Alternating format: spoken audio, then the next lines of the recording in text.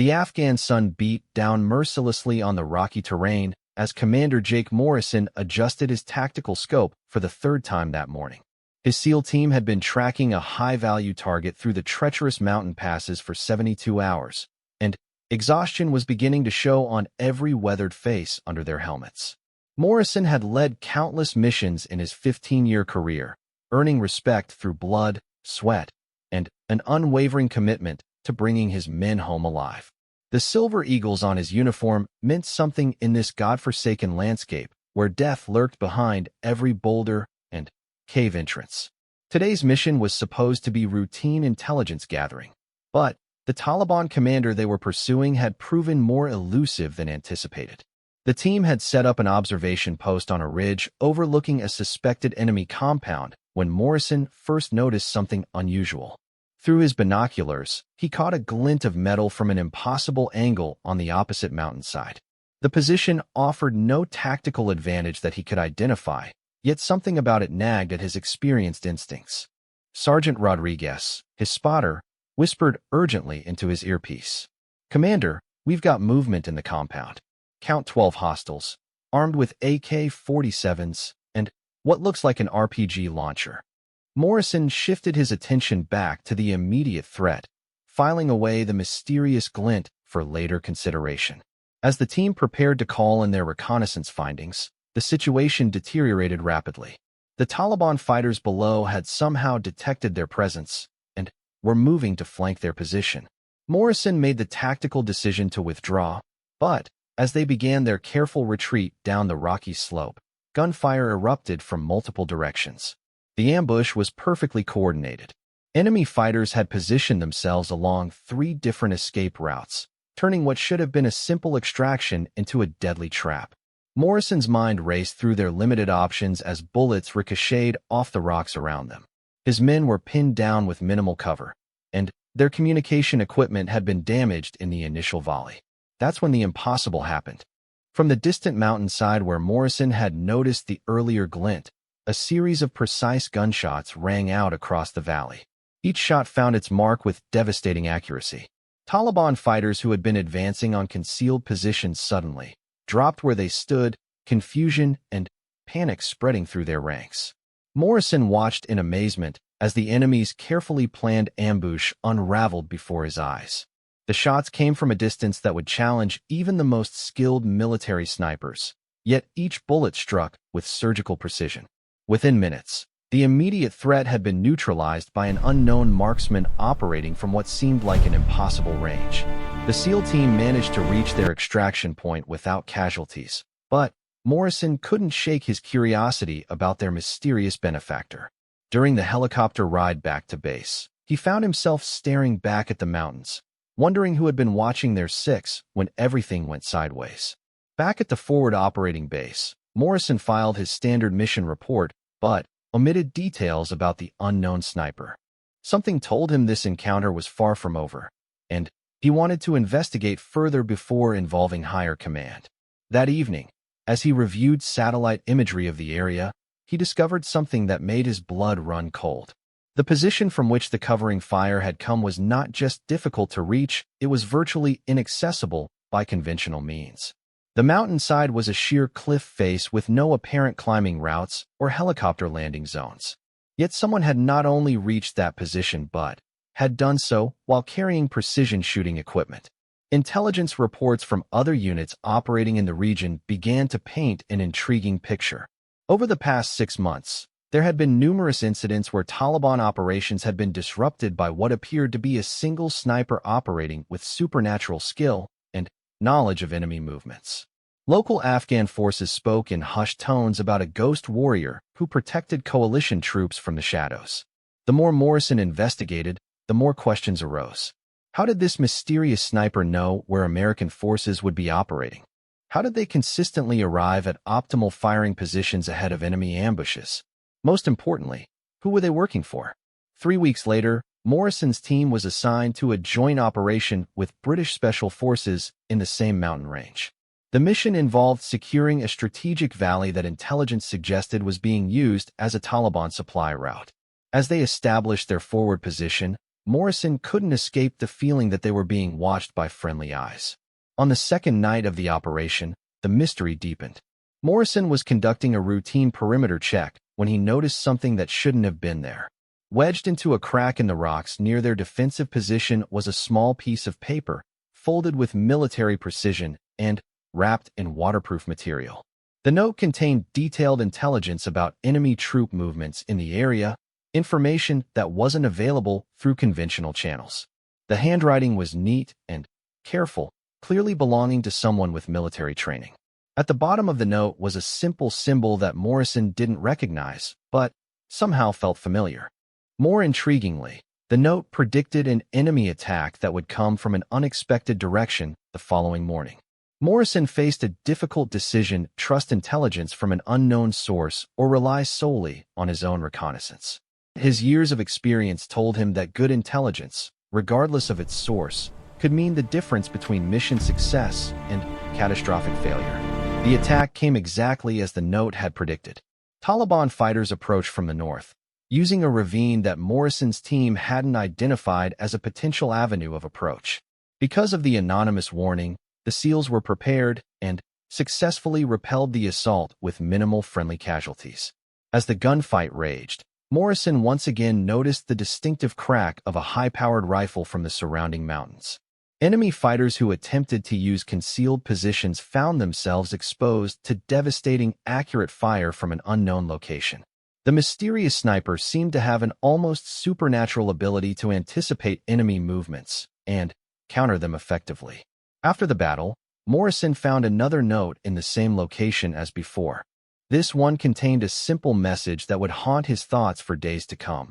Your mission is not what it appears to be. Trust no one in your chain of command. The real enemy knows you're coming. The implications were staggering. Was there a security breach within their operational command? Was someone feeding information to enemy forces? Morrison realized he was dealing with something far more complex than a friendly local sniper providing occasional support. That night, as he stared up at the star-filled Afghan sky, Morrison made a decision that would change the course of his military career.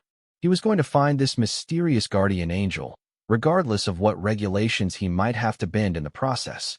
Something told him that his team's survival might depend on understanding who was watching over them from the shadows. The mountains held their secrets well, but Jake Morrison had never backed down from a challenge. Tomorrow, he would begin his own private investigation into the ghost warrior who had twice saved his men's lives. He had no idea that this decision would lead him into a web of deception, loyalty, and sacrifice that would test everything he believed about duty, honor, and the true nature of warfare. As dawn broke over the Afghan mountains, Morrison checked his equipment one final time. Today's mission would be different. Today, he would be the one doing the hunting, searching for answers in a landscape where nothing was as it seemed, and trust was a luxury that could get a man killed. The mysterious sniper had protected his team, but Morrison knew that in the deadly game they were all playing, protectors could quickly become threats if their true motivations remained hidden. He needed answers, and he was determined to get them, even if it meant venturing into the most dangerous territory of all the unknown loyalties of a skilled killer who operated outside the conventional rules of engagement. Commander Morrison's unofficial investigation began at dawn, 3 days after receiving the second mysterious note. He had convinced his superiors that his team needed additional reconnaissance in the mountainous region, carefully omitting his true intentions. The official mission was to map potential insurgent hideouts, but Morrison's real goal was to track down the phantom sniper who had saved his men. Using advanced tracking techniques learned during his time with Army Rangers before joining the SEALs, Morrison began analyzing the ballistics evidence from previous encounters. The bullet trajectories suggested shots taken from positions that required extraordinary climbing skills and intimate knowledge of the terrain. More puzzling still, the shell casings they occasionally found were from ammunition that wasn't standard issue for any NATO forces in the region. Sergeant Rodriguez had noticed Morrison's intense focus on the investigation and quietly offered his assistance. Together, they began mapping the locations where the mysterious sniper had been active, looking for patterns that might reveal a base of operations or regular movement routes through the mountains. The breakthrough came from an unexpected source. An elderly Afghan village elder named Hakim approached Morrison during a routine patrol through a remote settlement. The old man's weathered face carried the wisdom of someone who had survived decades of conflict in these unforgiving mountains. Speaking through an interpreter, Hakim revealed that local villagers had stories about a female warrior who moved through the mountains like a spirit. According to the tales, she had been protecting coalition forces for months, but her origins remained a mystery even to those who had occasionally glimpsed her in the distance. Morrison's surprise at learning the sniper was female was overshadowed by his curiosity about her motivations.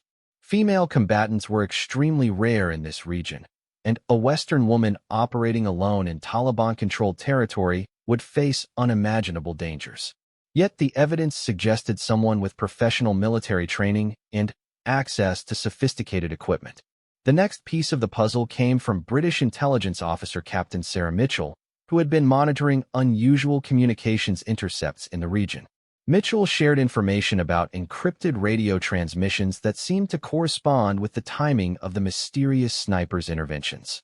The signals were sophisticated, suggesting someone with advanced communications training. More intriguingly, the transmissions occasionally contained coded references that matched classified operation details.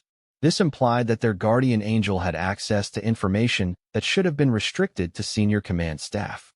Morrison realized he might be dealing with someone from within the military intelligence community who had gone rogue for reasons unknown.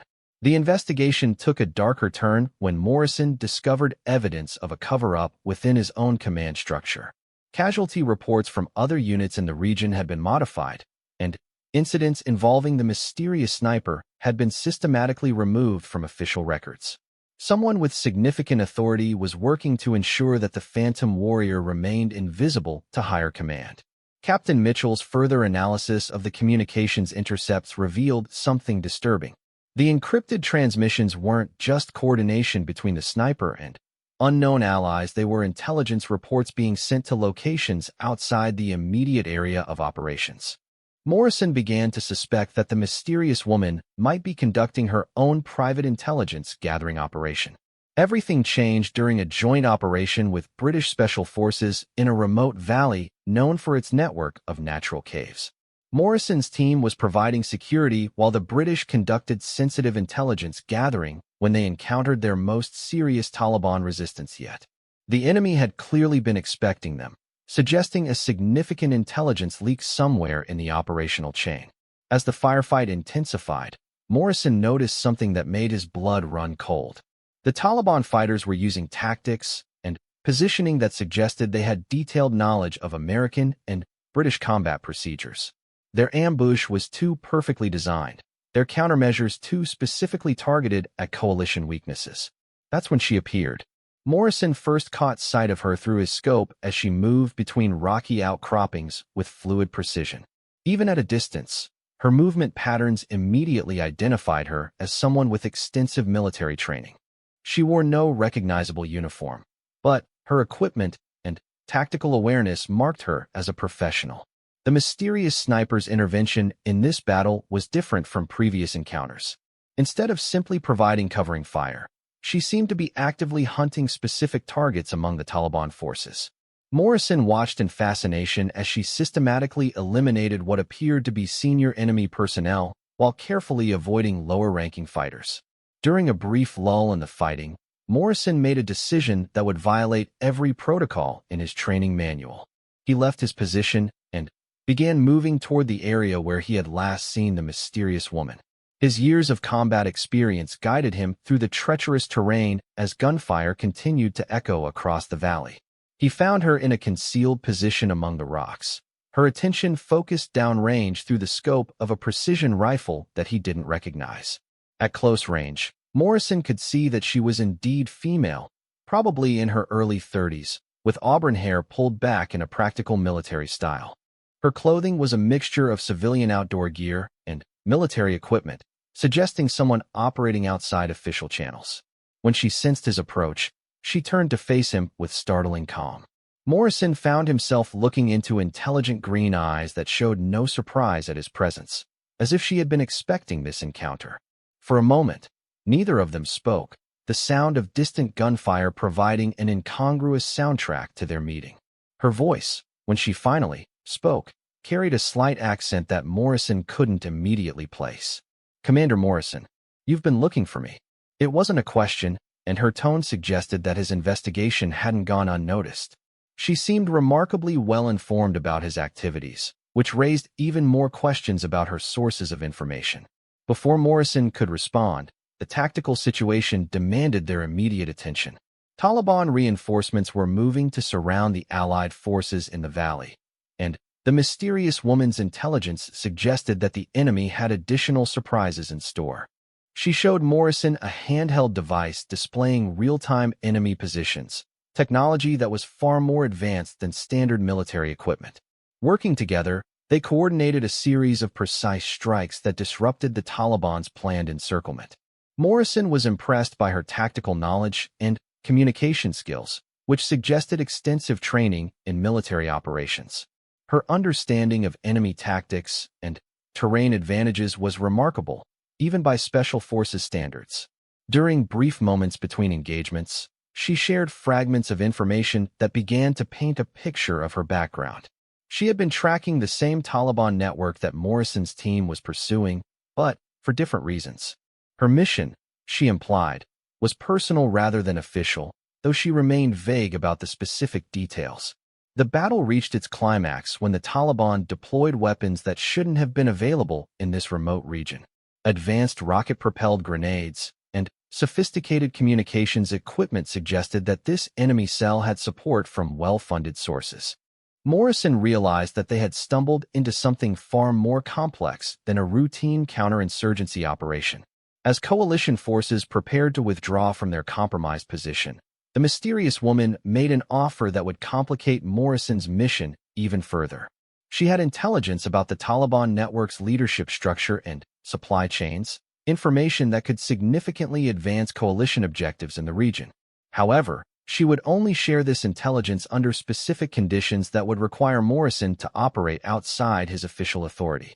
The extraction helicopters were approaching, and Morrison had seconds to make a decision that could define the rest of his career. Trust a mysterious operative whose loyalties remained unclear, or stick to regulations, and potentially miss an opportunity to deal a decisive blow to enemy operations in the region.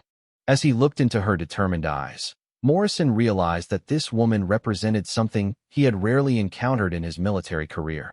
Someone whose commitment to defeating the enemy might be even stronger than his own, despite operating completely outside the system he had sworn to uphold. The sound of rotors grew louder as the helicopters prepared to land. Morrison had to choose between the safety of established protocols and the uncertain promise of a partnership with someone who might be either the key to mission success or a threat he couldn't yet understand. Her final words before disappearing back into the rocky terrain would echo in his mind for days. "The real war isn't the one they're telling you about, Commander. If you want to protect your men, you need to learn who your real enemies are. I'll contact you when you're ready for the truth." As Morrison climbed aboard the extraction helicopter, he knew that his next decision would determine not just the success of future missions, but the safety of every soldier under his command. The mysterious woman had offered him a glimpse into a hidden conflict that existed beneath the surface of the official war, and now he had to decide whether he was prepared to enter that dangerous world. 5 days after his encounter with the mysterious sniper, Commander Morrison received new orders that confirmed his worst suspicions. His team was being reassigned to a different sector, effectively removing them from the area where they had been most effective against Taliban operations. The official explanation cited strategic redeployment, but Morrison recognized the signs of someone trying to control their movements. The transfer orders had come directly from Colonel Harrison, a staff officer who had never demonstrated particular interest in Morrison's unit before. When Morrison attempted to question the tactical reasoning behind the move, Harrison's responses were evasive and unsatisfactory. It became clear that someone wanted Morrison's team away from the mountains where they had been receiving mysterious assistance. That night, Morrison made a decision that would fundamentally alter his understanding of military loyalty and duty. Instead of following his reassignment orders, he used his accumulated leave time to conduct what he classified as personal reconnaissance in the region. He couldn't abandon the investigation when he was clearly getting close to something that made his superiors nervous. Working alone and using civilian clothing to avoid detection, Morrison returned to the mountain region where he had first encountered the Phantom Sniper. He carried minimal equipment and relied on survival skills learned during his early Special Forces training to navigate the treacherous terrain without official support. The breakthrough came when he discovered a concealed observation post that had clearly been used by someone with professional military training. The position offered commanding views of several valley approaches and showed evidence of long-term occupation.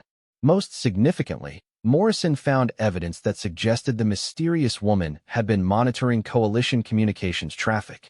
Hidden beneath carefully arranged rocks, Morrison discovered sophisticated surveillance equipment and encrypted communication devices that were far more advanced than anything available to regular military units.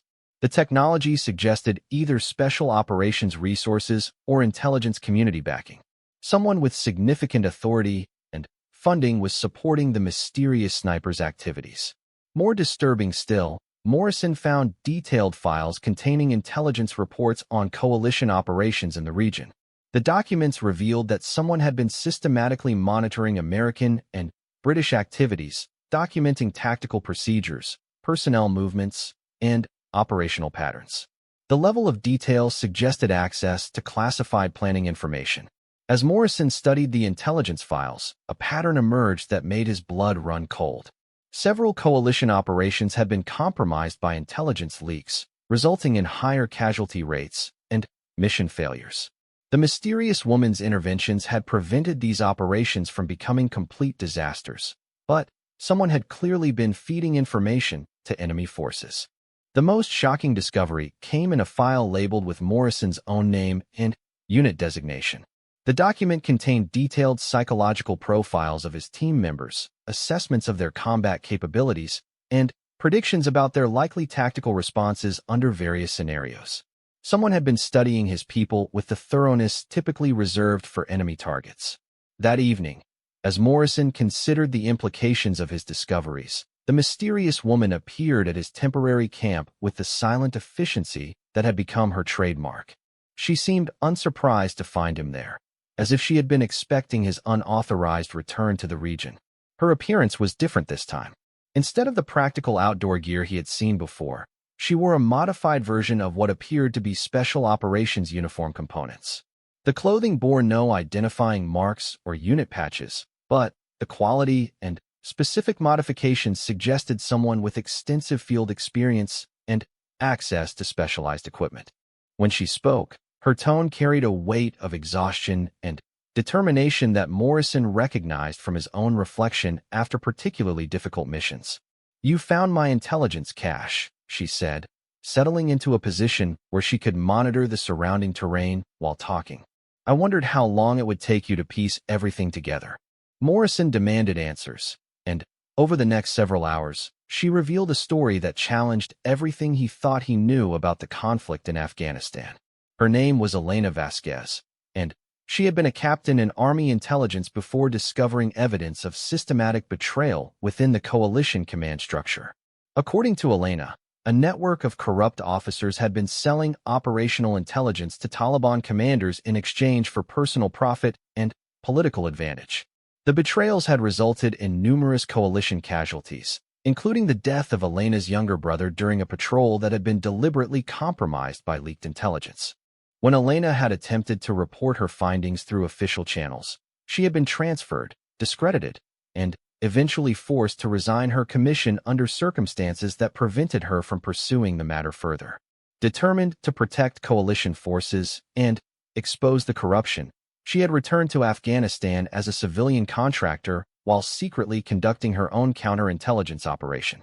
Her months of clandestine work had allowed her to identify key figures in the corruption network and document their methods of operation. She had been using her skills as a precision marksman to protect coalition forces while gathering evidence that could eventually expose the entire conspiracy. Her interventions had saved hundreds of lives while she worked to build an airtight case against the traitors. Morrison listened with growing anger as Elena detailed specific instances where corrupt officers had endangered American and British forces for personal gain. The scope of the betrayal was staggering, involving personnel at multiple levels of command and affecting operations across the entire theater of operations. The most shocking revelation concerned Colonel Harrison, the officer who had ordered Morrison's team to be transferred away from Elena's area of operations. According to Elena's intelligence, Harrison was a key figure in the corruption network, responsible for coordinating the sale of operational intelligence to enemy forces. His order to relocate Morrison's team had been designed to eliminate witnesses to Elena's activities. Elena presented Morrison with documented evidence of the corruption, including intercepted communications, financial records, and tactical intelligence that could only have come from someone with high-level access to coalition planning. The evidence was overwhelming and undeniable, but pursuing it through official channels would likely result in the destruction of evidence and the elimination of key witnesses. As dawn approached, Elena made Morrison an offer that would define both of their futures.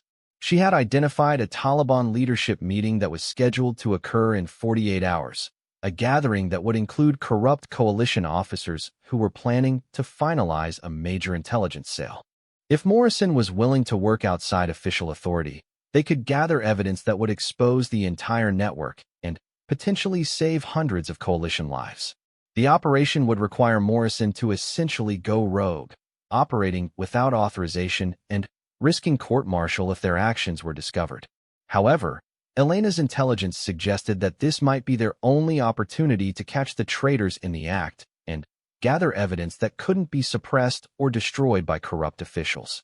Morrison realized that he was facing the defining moment of his military career. He could return to base, file a report about Elena's allegations, and hope that the system would investigate and address the corruption. Alternatively, he could trust Elena's intelligence and join her unauthorized mission to expose the traitors, knowing that failure would likely mean the end of his career and possible criminal prosecution. As he studied Elena's evidence and considered his options, Morrison understood why she had chosen to operate outside the official system. The corruption was too widespread and too well protected to be addressed through normal channels. Someone had to be willing to take extraordinary risks to protect the lives of coalition forces and preserve the integrity of their mission. The decision came to Morrison with crystal clarity as he watched Elena prepare her equipment for the unauthorized operation. She had sacrificed her career, her official identity, and her personal safety to protect soldiers like his men. Her actions had saved his team multiple times, asking nothing in return except the opportunity to continue fighting the real enemy. Morrison made his choice. 2 days later, Elena and Morrison observed the clandestine meeting between Taliban commanders and corrupt coalition officers from a concealed position overlooking a remote valley. Using Elena's advanced surveillance equipment, they documented the exchange of money for detailed intelligence about upcoming coalition operations. The evidence they gathered was devastating and undeniable. Morrison watched through high-powered optics as Colonel Harrison personally handed over classified operational plans to enemy commanders, plans that would have resulted in massive coalition casualties if they had been implemented without Elena's intervention. As the meeting concluded and participants began to disperse, Morrison made a decision that surprised even Elena. Instead of maintaining their covert position, he stood up and walked openly toward the gathering, his service pistol drawn but not raised in a threatening manner. The corrupt officers were so shocked by Morrison's sudden appearance that they initially failed to react. Morrison's commanding presence and obvious military bearing caused even the Taliban commanders to hesitate, unsure whether this was some kind of authorized operation or a rogue action. In clear, steady voice that carried across the valley, Morrison identified himself and informed the assembled group that they were all under citizen's arrest for treason, terrorism, and conspiracy against coalition forces. His calm professionalism in the face of overwhelming odds created a moment of surreal suspension in which no one seemed certain how to respond. Elena, realizing that Morrison had chosen to sacrifice his career to ensure that the evidence couldn't be suppressed or denied, emerged from concealment to support his confrontation. Together, they held the entire group at gunpoint while Morrison used Elena's communication equipment to contact loyal personnel at coalition headquarters. The extraction that followed was complicated and dangerous, but Morrison's reputation and the overwhelming evidence Elena had gathered ultimately convinced senior command to take their allegations seriously. The subsequent investigation exposed a corruption network that had been operating for over 2 years, resulting in multiple courts-martial and significant changes to operational security procedures. 6 months later, Commander Morrison stood at attention in a secure briefing room at Coalition headquarters as the investigating officer concluded his final report. The evidence he and Elena had gathered had been crucial in exposing and eliminating the corruption network, but their unauthorized actions had technically violated numerous regulations and protocols. As the formal proceedings concluded, Morrison expected to face discipline for his decision to operate outside official authority. Instead, the senior investigating officer, a general whom Morrison had never met before, approached and extended his hand in a gesture of respect and gratitude. "Commander Morrison," the general said, "your actions and those of Captain Vasquez represent the highest traditions of military service. You place duty and the safety of your fellow soldiers above personal considerations and career advancement. That kind of courage and integrity is exactly what our forces need in the field." The general then turned toward Elena, who stood nearby in civilian clothes since her military commission had never been officially restored. To Morrison's amazement, the general came to attention and rendered a crisp military salute to the woman who had sacrificed everything to protect coalition forces. "Captain Vasquez," the general said formally, "though you currently hold no rank and wear no uniform, your service to our forces and your dedication to protecting American and Allied personnel merit the highest recognition. This command salutes your courage and your unwavering commitment to duty." Elena returned the salute with tears in her eyes, finally receiving the official recognition she had earned through months of dangerous and thankless service. Morrison realized that he was witnessing something extraordinary, a moment when the military system acknowledged that sometimes the greatest service comes from those who work outside the official structure. In the weeks that followed, Elena was offered the opportunity to return to active duty with her commission restored and her record cleared. Morrison received a commendation for his role in exposing the corruption network and was promoted to lead a new task force focused on operational security and counterintelligence. More importantly, the changes implemented as a result of their investigation significantly improved the safety and effectiveness of coalition operations throughout the region. The mysterious sniper who had once protected Morrison's team from the shadows had become an officially recognized hero whose sacrifice and dedication would be remembered long after the war in Afghanistan was over. Years later, when Morrison looked back on his military career, he would remember Elena's salute as the moment when he truly understood the difference between following orders and serving a higher purpose. Sometimes, he realized, the greatest act of loyalty to the system is the willingness to challenge it when it fails to live up to its own highest ideals. The mountains of Afghanistan had taught him that courage comes in many forms, and that sometimes the most important battles are fought not against foreign enemies, but against the corruption and betrayal that can destroy an organization from within. Elena Vasquez had shown him that true military valor sometimes requires abandoning rank, name, and official recognition in service of something greater than personal advancement. The war would continue, but Morrison knew that he and Elena had won something more valuable than any single tactical victory. They had preserved the integrity of the system they served and ensured that future soldiers would be protected by the same dedication to duty that had motivated Elena to become the guardian angel of the Afghan mountains.